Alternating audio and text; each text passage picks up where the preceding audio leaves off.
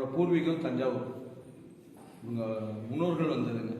அப்போ பிள்ளைங்கிறது வந்து சுவாமியோட பாட்டம் பேர். இவங்க என்ன சொல்கிறதுங்க, இவங்க வழியில் வந்தது சாமி பிறந்தது வளர்ந்தது இல்லைங்க. சுவாமிகள் எல்லா பக்கமும் தேசாந்தரம் போயிருக்காரு. கடைசியில் சுவாமி இங்கேயே வந்து சமாதியாகும். இந்த இடம் சுவாமியோட அம்மா அவர் தவசம் பண்ணுறதுக்காக கொடுத்த இடங்க. அடிக்கடி சுவாமிக்கு மலைக்கெல்லாம் போயிடுவார். அப்போ என்னென்னா போனால் ரொம்ப காலம் வர்றதுக்கு அப்போ என்னென்னா சரி எங்கேயும் போக வேண்டாம்னா இங்கே உட்காந்து தவசம் பண்ணுன்னு சொல்லிட்டு இந்த இடத்த இது பண்ணுறது. இங்கே வந்து குழி 5க்கு 5 சுவாமி இருக்கும்போது அவர் உண்டாக்கி வச்ச குழிங்க. அவர் ரொம்ப காலம் இங்கே தவசம் பண்ண இடங்கள்.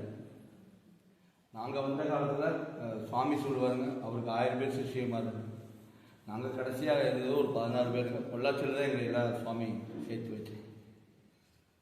சுவாமி சமாதியானது வந்து 2008 கார்த்திகை மாதம் மூல நட்சத்திரம்.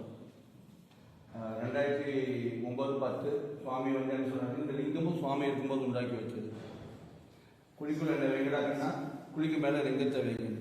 அப்போ நாங்கள் சுவாமி சமாதியானே அவர் சொன்ன மாதிரி பண்ணி வச்சுட்டு லிங்கத்தை வச்சு பூஜை ஆகிட்டு 2010 திருப்பணி ஆரம்பித்து நடந்துட்டு இருந்தது. 2013 தை மாதம் மிருகசீரத்தில் சுவாமிக்கு கும்பாபிஷேகம் வச்சு 12 வருஷம் முடிஞ்சு. இப்போ தான் கார்த்திகை மாதம் மூல நட்சத்திரத்திலேயே குரு பூஜையும் கும்பாபிஷேகம் இப்போ தான் தச்சமையும் பண்ணி 48 நாள் மண்டல பூர்த்தியும் முடிஞ்சு இப்போ தான் ஆச்சு 2வது கும்பாபிஷேகம்.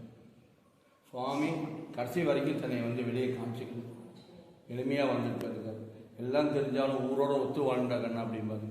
அப்படி தான் சுவாமி வாழ்ந்துட்டு போனது. இந்த ஊருக்குள்ள எங்கே கேட்டாலும் சுவாமி பற்றி சித்தரி யோகி ஞானின்னு எந்த அடையாளம் கிடையாது. ஒரு வைத்தியர் மருத்துவ பாட்டன் மட்டும்தான் அவர் தெரியுங்க. கார்த்திகை மாதம் விசாக நட்சத்திரம் சுவாமியோட குரு பூஜை விசாசங்க. அந்த விசாகத்துலேருந்து ஒரு 3 நாள் 3 நட்சத்திரம் திங்கக்கிழமை சொல்கிறாருங்க. 2008 திங்கக்கிழமை கார்த்திகை மாதம் சொல்கிறாரு, கண்ணா குழியை ரெடி பண்ணுங்க. ஏன்னா சுவாமி போனதுக்கு முன்னாடி இந்த குழியில் மூடிடுச்சு. நாங்கள்லாம் இங்கே சுத்தம் பண்ண வந்தோம்னா சுத்தம் பண்ணிவிட்டு அந்த இதில் இருக்கும். அப்போ சொன்னப்போ இந்த குழியை ரெடி பண்ணணும். திங்கக்கிழமை சொல்கிறாரு. 3ஆவது நாள் அமாவாசைங்க.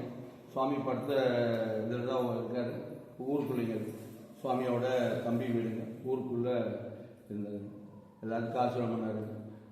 சனிக்கிழமை நைட்டு சுவாமி அவரோட திருப்பணி அவர் கோயில் எல்லாரும் கேட்கும்போது அகசியரோட வழிகாட்டுதல் படி இந்த திருப்பணி நடக்கும் அப்படின்னு எங்களுக்கு நாடியில் ஜீவநாடு ஹர்பந்தாசன் ஐயா இருக்கார் இல்லைங்களா மெட்ராஸில். அவர் மூலம் எங்களுக்கு அது ஒரு கிடைச்சது. அதே மாதிரி அகசியரோட அனுப்பப்பட்ட ஒருத்தர் வந்தார். அவர் தலைமையில் தான் இந்த திருப்பணி ஆரம்பிச்சது. அவர் அகசியரோட வழிகாட்டுதல் படி தான் இந்த சுவாமி திருவம்பல சக்கரம் இங்கே அமையப்பட்டது.